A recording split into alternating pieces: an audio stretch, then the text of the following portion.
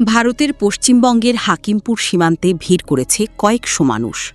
পশ্চিমবঙ্গ সরকারের নতুন ঘোষণার পর এমন পরিস্থিতি সৃষ্টি হয়েছে বলে জানা গেছে।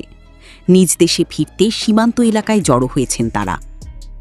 ২৬ মে মঙ্গলবার সকাল থেকে উত্তর ২৪ পরগনার স্বরূপনগরের হাকিমপুর থানার বিঠারি হাকিমপুর গ্রাম পঞ্চায়েতের অধীনস্থ হাকিমপুর চেকপয়েন্টে দেখা যায় লম্বা লাইন।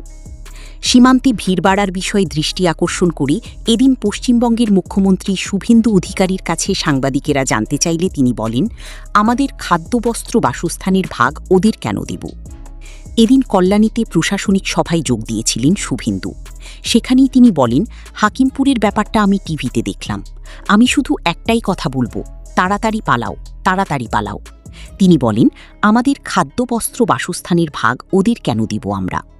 ভারতের পশ্চিমবঙ্গের হাকিমপুর সীমান্তে ভিড় করেছে কয়েকশো মানুষ। পশ্চিমবঙ্গ সরকারের নতুন ঘোষণার পর এমন পরিস্থিতি সৃষ্টি হয়েছে বলে জানা গেছে। নিজ দেশে ফিরতে সীমান্ত এলাকায় জড়ো হয়েছেন তারা। শুভেন্দু বলেন, এইটা তো আইন রয়েছে, কোনো নতুন আইন নয়। এই সব লোকদের চলে যাওয়াই ভালো।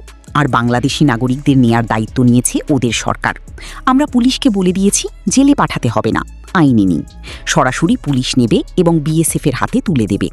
দেশের পয়সায় খাবে, ওষুধ দেয়া হবে, জামা কাপড় পরবে। কেন, জামাই নাকি? জলদি জলদি ভাগো। এর আগে গত রোববার শুভেন্দু অধিকারী ঘোষণা দেন, রাজ্যে অবৈধভাবে বসবাসকারী ও অবৈধ অনুপ্রবেশকারী বাংলাদেশি এবং রোহিঙ্গা নাগরিকদের জন্য হোল্ডিং সেন্টার বা আটক শিবির চালু করা হবে। সোমবারের মধ্যে রাজ্যের জেলায় জেলায় চালু হয় হোল্ডিং সেন্টার। সোমবারই ১২ জন বাংলাদেশিকে হোল্ডিং সেন্টারে আটক করা হয়। এরপর থেকেই নিজ দেশে ফিরতে ভারতীয় সীমান্তে আসতে শুরু করেছে মানুষ।